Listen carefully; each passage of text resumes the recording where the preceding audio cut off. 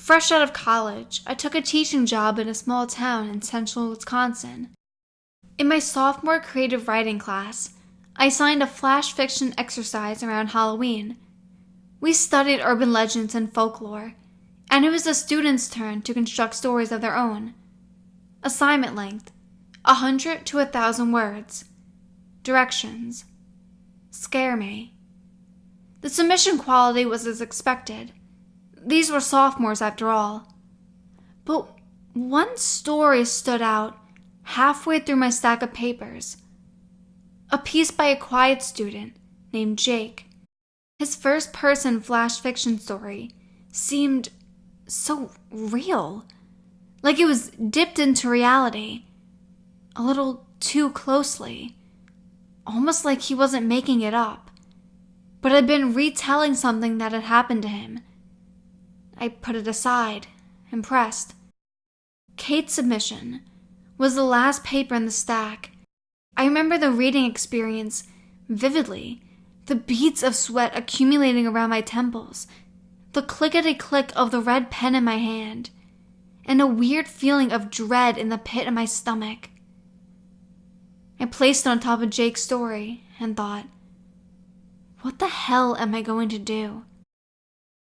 I still have photocopies of the original stories, and I often wonder, why do I still have these? But there is something about them.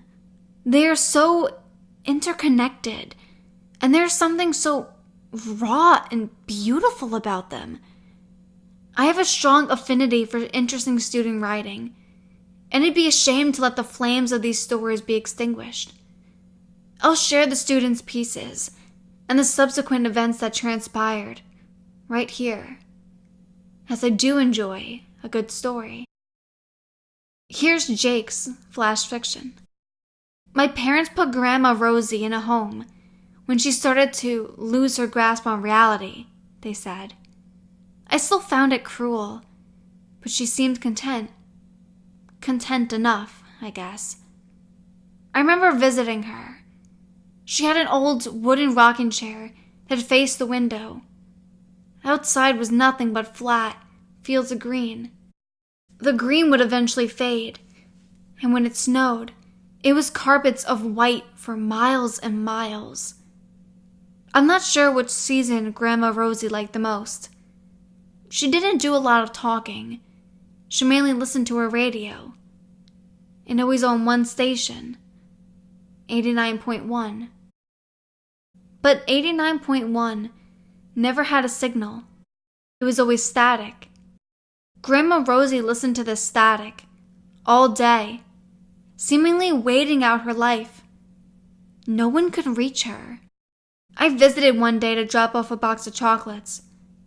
Grandma Rosie rocked slowly in her chair with large headphones over her ears, staring out of the window, watching the snowfall. I couldn't tell if she knew I was there. I walked over and placed the chocolates on a small table, and her hand suddenly reached across and snatched my wrist. Shh, she whispered. Listen. Grandma Rosie leaned in close, and I put my ear to hers. I lifted up the cup of her headphone and listened. There was only static. I was about to speak, but she covered my mouth with her hand. Listen closer, she said. I did, but all I heard was static. Soon they will come, she said. They will come to take me away. This freaked me out a little, and I went home. I told my mom and dad about what happened, but they didn't think that it was weird. I kept thinking about it. One night, I couldn't sleep, so I buzzed my friend Abby on her walkie-talkies. I lived across the street from her, and somehow, she knew all about 89.1. She told me it was an old legend in our town, and you needed two things to explore the legend further: a radio, and a closet with the door slightly open. Face away from the closet, tune in 89.1, and listen very closely. At some point through the static, you'll hear the faint sounds of an organ, distant screams, and the dragging of metal chains along the gravelly surface. The open doorway is an invitation. Keep your eyes closed, and only if you keep them closed, a figure will appear and drag you into the closet. From there, your fate is unknown. How do you know this? I asked. I've heard about it, she said. Don't tell anyone. The less people that know, the better. I looked out of my window and saw Abby in her bedroom. She put her fingers up to her lips. This is our secret. The walkie-talkie buzzed. For the next few days, I kept thinking about the ritual and Grandma Rosie. Why would she be playing this game? Why did she want to be dragged into an unknown fate? I again told my parents that I was worried about Grandma Rosie. They were very dismissive. Ever since Grandpa died, I think she wants to let go, my mom said. She wants to be with him. I wanted to know more, so I decided to try the game myself. It was late at night, and I opened my closet door just a crack. I sat on my bed with my back to the closet, turned on my radio to 89.1, and put on my headphones. I heard the static, and I closed my eyes. I sat there for a long time, focusing very hard on the static. The longer I sat there, the more it felt like my room was shrinking, kind of like the space was filling up with something else, like I wasn't alone. In my headphones, I heard the distant organ, and I heard the screams that seemed far away, but sounded like they were getting closer.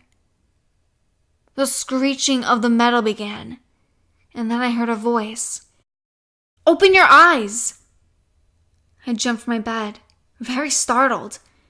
Abby was laughing hysterically through the walkie-talkie. I looked around my bedroom. I was alone.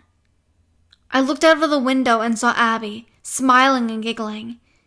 She brought the walkie-talkie up to her mouth. I totally scared you, she said. There's no one there. You're such a wuss. I noticed the closet door. It was wide open. The static of 89.1 hissed from my headphones. I was only joking, the walkie-talkie chirped. But I wasn't so sure it was a joke. Grandma Rosie died 2 weeks later in her sleep. Her time had come, and I was done fooling around with legends and superstitions. Jake's story was the most interesting of the bunch. His writing needed some tightening, sure, but the ideas were there. A mysterious legend, sentimental characterizations, and an ambiguous ending. I truly thought he had invented the entire thing. Until I read Kate's admission. Panic. Fear. No one would believe me. Not ever. I told him I was joking. About everything. It helps me sleep at night. But I know what I saw. A young boy. A ritual and death. Death itself. A black death with a clutching grip. An entity that surrounds its victims, dragging a companion to its secret and internal lair. But I was joking. Joking all along. Which made it okay. I had to know. No more. I went to her room.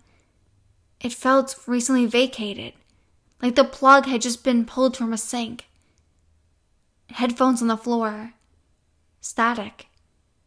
Nothing but static. Noises from the closet. Labored breathing. Fingernails squeaking on the door from the inside. I clutched the handle. Something else. Something dark. Can't open it. won't open it, refuse to let out. I slowly back away. A tiny voice, squeaking. Help me. Static echoing in the small room. Nothing but static. I close the door on my way out. Won't let it out. Won't tell. Will never tell. My story doesn't exist. It's simply not there. It's nothing but static. Here, I had two seemingly intertwined stories. Jake's more traditional folklore story, and Kate's personalized flash fiction, focusing on emotion, regret, and secrets. Perhaps I've been swimming in urban legends too long, or maybe I've been the victim of too many horrendous student essays and stories to count. But I couldn't shake the notion. This seems real. A few days after Halloween, I kept Kate after school. I wanted to know more. Specifically, was she the Abby character in Jake's story? And was she confessing to visiting the grandmother in her own piece? I pulled out Kate's flash fiction and asked about how she wrote it. What was her inspiration? She shrugged. I guess it's avant-garde. I was just experimenting with the ideas. Did you like it? I nodded. It was an interesting piece, I told her. Have you ever heard of 89.1? Kate asked me. I started to speak, but couldn't. A few words sputtered out, but interrupted by Kate's laughing. Oh my gosh, Mrs. Patrick, the whole thing was just a joke. Kate explained how she and Jake conspired to write multiple viewpoints of the same story, partially as a creative writing exercise, but mainly just to screw with me. The whole thing was made up. It was a Halloween prank. We so got you, Mrs. Patrick, Kate laughed. I smiled uncomfortably. It was a good one, and yes, they did get me. I told her that I enjoyed her piece. Let's continue developing your avant-garde writing and enjoy your Halloween. But something didn't feel right. I had drinks with a veteran, freshman English instructor. Me, the first-year teacher in a new town, and he, the willy old mentor. I told him about the assignment and the stories Jake and Kate turned in. He laughed and thought about it a bit more. That just seems off, he said. You said Jake and Kate conspired to play a joke? They were thick as thieves in my class at the start of the school year, but in the fall, they stopped talking. Wouldn't even look at each other anymore. Had some sort of falling out. I guess they made up. For the next few weeks, I watched Jake and Kate closely, in my class and in the hallways. They didn't speak once, never even looked at each other. I scheduled a story conference with Jake, and I let him know how much I enjoyed his growth as a writer, especially his Halloween flash fiction piece. I grinned and told him that his prank with Kate had totally burned me. Jake smiled awkwardly. We got you, huh? It was Kate's idea. Everything was made up, he claimed. There was no 89.1, and he had no grandmother who passed away in a home. All of the characters and situations were straight, 100% fiction. I told him a good job, and to keep writing. Still, the situation seemed amiss, like I was missing a part of the act. Was it possible that these two were so committed to screwing with me that they wouldn't even speak at school? Or maybe they were dating and didn't want anyone else to know, so they played it cool in the hallways and in class. They were 15-year-old kids after all. That seemed reasonable. But it was keeping me awake at night. Nothing else mattered. I taught during the day, and I obsessed over the stories in the evening. News, sports, and current events faded to the background. The real world slipped away. I pushed forward. Armed with a couple of possible last names, thank you, school records, I called senior citizen homes in the area. I was trying to track down my mom's old friend, Rosie, I told them. Each phone call forwarded the same script. The same receptionist went through the files and found nothing. No one there by either last name I had. I scoured the internet, and I spent too much time in the stacks of the local library. I found no folklore or urban legend relating to 89.1, and each time I felt like quitting. I pulled out the photocopy of Kate's story. She had visited Jake's grandmother. It simply felt so real. I knew it wasn't fake. In a last-ditch effort, I spent a lot of time alone in my bedroom, listening to static 89.1, with my eyes closed and the door slightly ajar. I'd hone in on the static, and I'd listen deeply and intently for the chimes of the organ, the harsh and troubled screams in the distance, and the clickety-click of the metal chains. Sometimes, I'd think it was there, and I just had to focus a little harder, and I'd sense a presence in my bedroom about to creep out of my closet, the dark mist waiting to drag me away. I wanted it to come, because I wanted this story to be real. But it didn't come. One day at school, I saw Jake and Kate smiling and laughing at Jake's locker. I walked past them, and Kate winked at me. That was the clincher. I finally succumbed to the notion that I had been had. It was over. I ended my search for 89.1. I had drinks again with my colleagues, many drinks this time, and I drunkenly told them everything I'd been doing. He found my investigation ridiculous, and ultimately dangerous. "You like stories too much," he said. "If I didn't know you any better, it's almost like you were trying to write one of your own. Just let it go." I pulled out the photocopied stories from my back pocket, and I pressed them down on the bar, staining them with splashes of beer. My colleague picked up Jake's story, and he took a look at it for the first time. His eyes skimmed the page, and they stopped. Cold. "Wait," he said. "You never told me about Abby." I shrugged. "Abby was Kate," I told him. "It was all part of a game." "I wonder," he thought aloud to himself.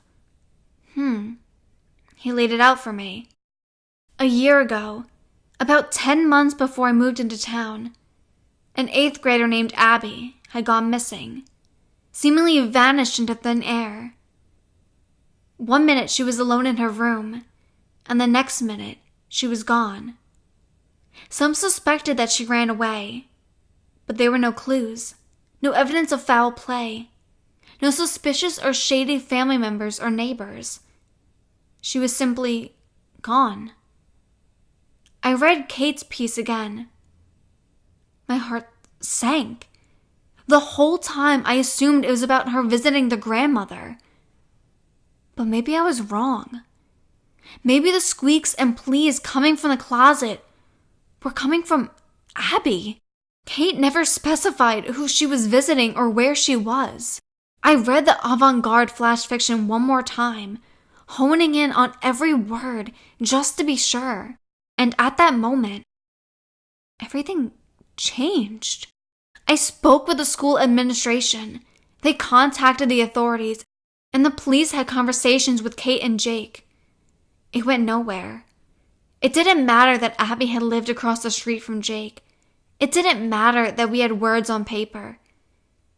They were just stories, the kids said. Only stories. Complete fiction. Jake had no grandparents in a home anyway. They were sorry if they'd scared anyone. They were Halloween stories after all, and pretty ambiguous stories at that.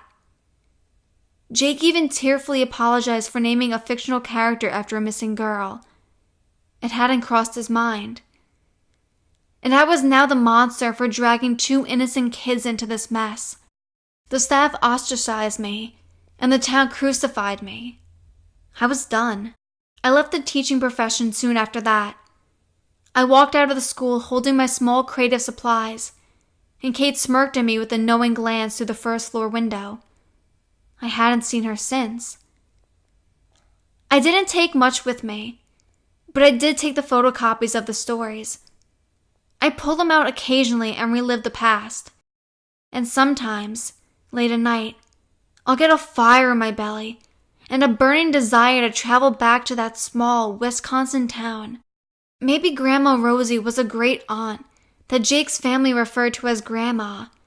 Or maybe it was an elderly family friend.